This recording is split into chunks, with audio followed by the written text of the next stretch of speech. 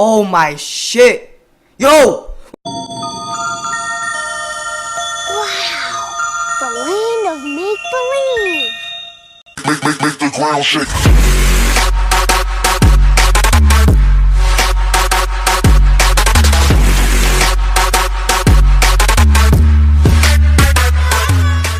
Yo, what is up guys? Welcome back to another video.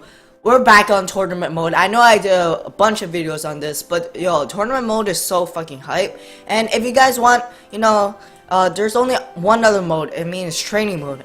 Training mode is good. Training mode is very good. I mean, gameplay, it shoots arrows at your crown tower. I think it was looking at too much Royale TV. Looked at Arena 1 gameplay. I mean, you can copy that. It's very nice, but sometimes, it can be a bit too much arrowing the crown tower, arrowing enemy crown tower. It's not that beneficial, So trainer, I'm sorry, I won't play with you today. Okay, we're gonna do tournaments. Tournaments are a lot harder than even probably ladder mode or ranked, mainly because tournaments, it's purely based on skill. There is no level difference. Of course, if you're at level cap, which most of you should be. If you guys aren't at level cap, I recommend you upgrading your main battle deck first, and then upgrading the things that matter, like furnace. Once furnace is at max level cap, the enemy tower does not kill the fire spirits or minions. It takes 3 hits to kill the minions at level cap, but below level cap it takes 2 hits. Those things are huge differences. Just like the musketeer, if it's at level cap, then it won't get killed by fireball. If it's below, it will be killed by fireball. So these things are huge differences. Always upgrade the troops that have the biggest impact on your deck first. So things like barbs can wait if you have minions to upgrade, or if you have a musketeer to upgrade. So those things are better for you. And then there's 3 things that are the most different from tournament mode than from regular ladder gameplay. Mainly because, first of all, it's King the Hill style. Second of all, it has way more time to finish a battle. And third of all, there's level cap. So you gotta take advantage of these 3 things. So the fact that there's a timer means that this meta for the tournament mode is totally different from ladder. So let's look at the tournaments in the past. This is Hyphonic's height. This guy right now, he's not running the deck, but he was running a minor Princess Furnace gameplay deck. So much nice juicy fire spirits running in. Yo, they're hot fire. But so you guys want to play chip decks, or decks like beatdown chip decks, or beatdown decks that apply a bunch of pressure. So usually beatdown decks that apply pressure involve double prince decks, giant mini P.E.K.K.A decks, pretty much any deck that runs a sneaky mini P.E.K.K.A or a hog, with a bunch of tanky troops and support troops is a good beatdown deck for tournament mode. But it still can be countered super easily, mainly because that everything is so high cost. But the idea of beatdown decks is you want to apply continuous pressure. Royal Giant is semi beatdown deck, semi chip decks. Minor is the biggest chip deck of all. You're gonna try to run chip decks or beatdown decks that apply pressure. So the things about tournament mode is that you do not want to invest a bunch of elixir. So things like elixir collector, they're okay, but they're not mandatory.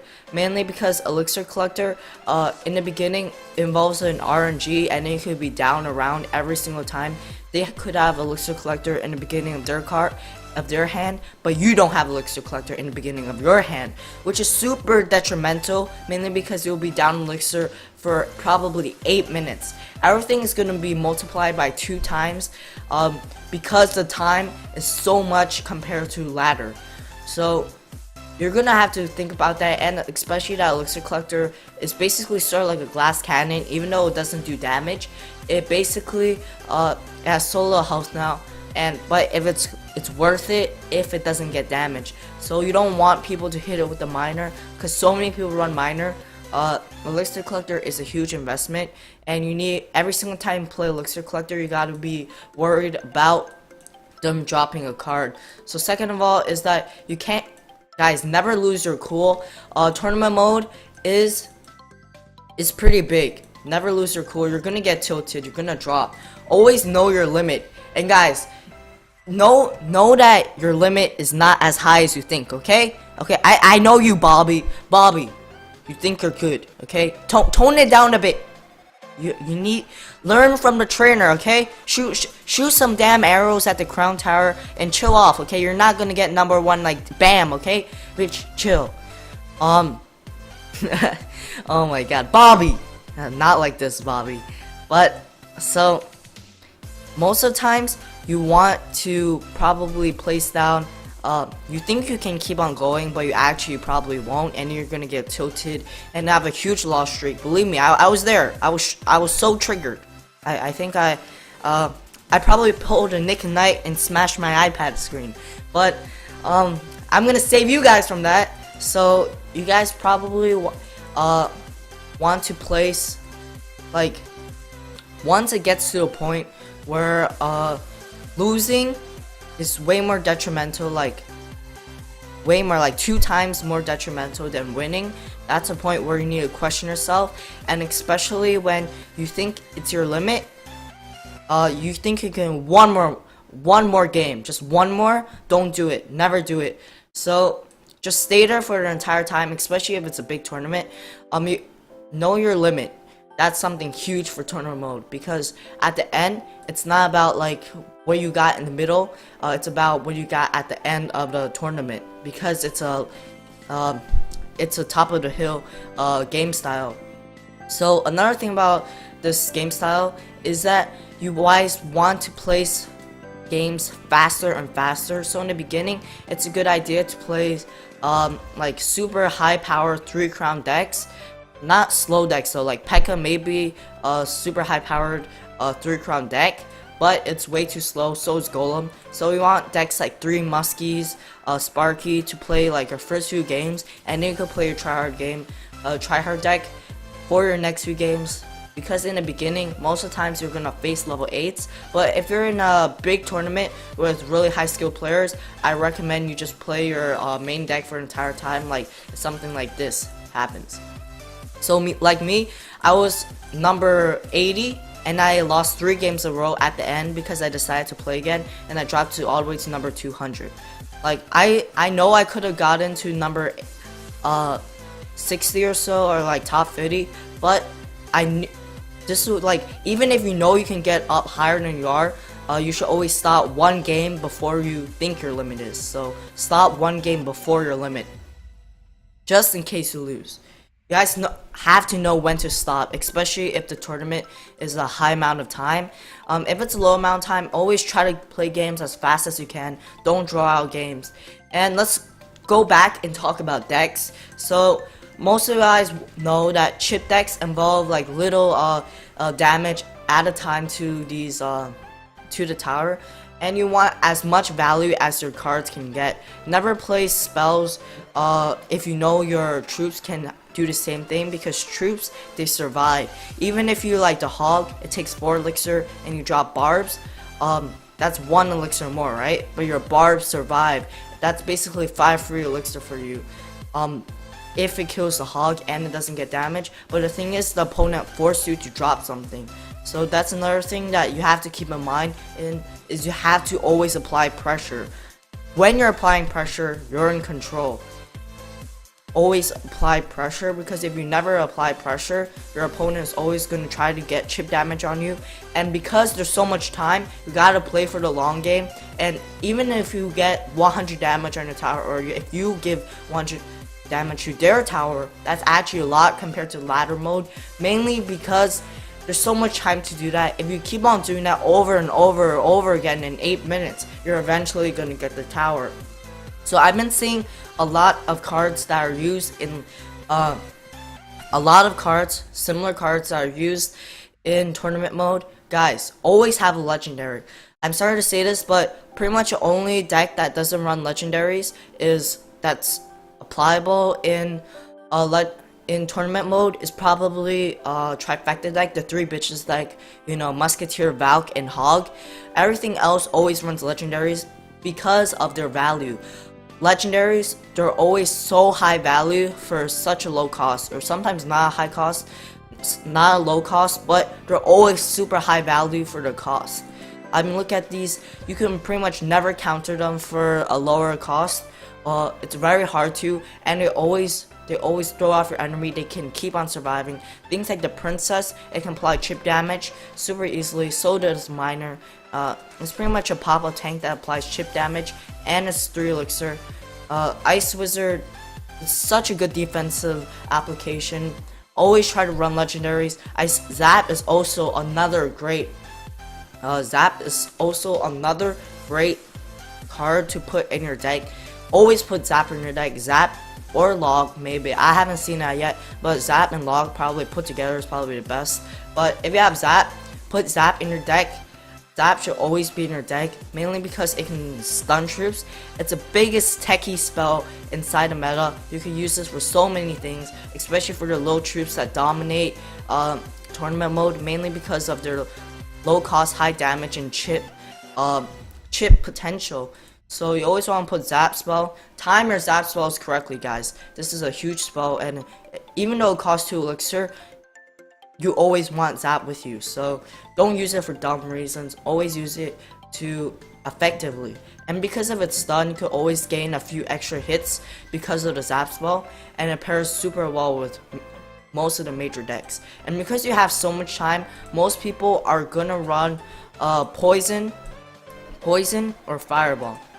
Most of the people here change their deck, but everybody runs poison or fireball or some kind of direct damage. Most people do not run rocket or lightning because they're such a huge investment, and people can take advantage of that. But like, if you keep on putting huge investments across that much time, it's gonna build up, and you're gonna lose hits, lose HP on your tower from all of that elixir that you use. They're gonna take advantage of that, or you're just gonna gain elixir negative from all of that. So a lot of people run poison or fireball mainly because they're direct damage, and if you keep on doing that over and over again, you're gonna eventually chip away the tower. This is a huge like trend that goes around in tournament mode, that you keep on wanting, you're gonna keep on wanting to chip the tower so that you could whittle it down all the way to 0 health, and then you could taunt it. That's all you want. So another great thing is that you want your deck to be well balanced. You want your deck to stop anything. You want to build an elixir advantage, to defend. All the things that apply in ladder to be a good player applies, like dragging, kiting, luring your troops, elixir management, all those things. But even more for tournament mode, mainly because you gotta play it safe. Once you lose one mistake, they're gonna come at you. One mini P.E.K.K.A does so much damage to your tower if not done correctly. So that's pretty much it, guys, for the tournament mode. And really, the thing about tournament mode is that some troops that are good in ranked mode is not good in tournament mode. You're gonna see, I probably recommend minor decks, beatdown decks with mini P.E.K.K.A or double prince, Royal Giant decks, anything. Always put as many legendary zaps as you can, direct damage.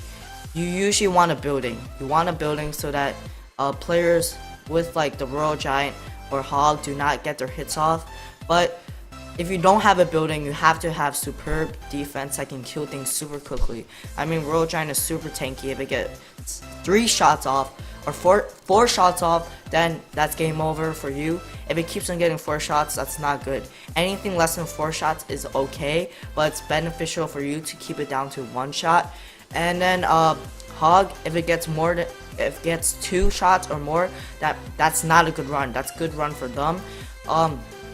Hog is also viable, but the thing is, Hog is so hard to get to a tower nowadays, and the fact that Hog, it's a high risk, high risk, high reward thing, and most of the times it'd be better to have things that always get in chip damage, guaranteed.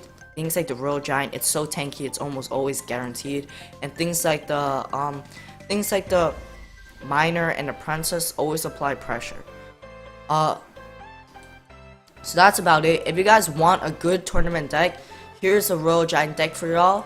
And I don't have any legendaries other than Ice Wizard, so I don't really run those, but I run this Royal Giant deck.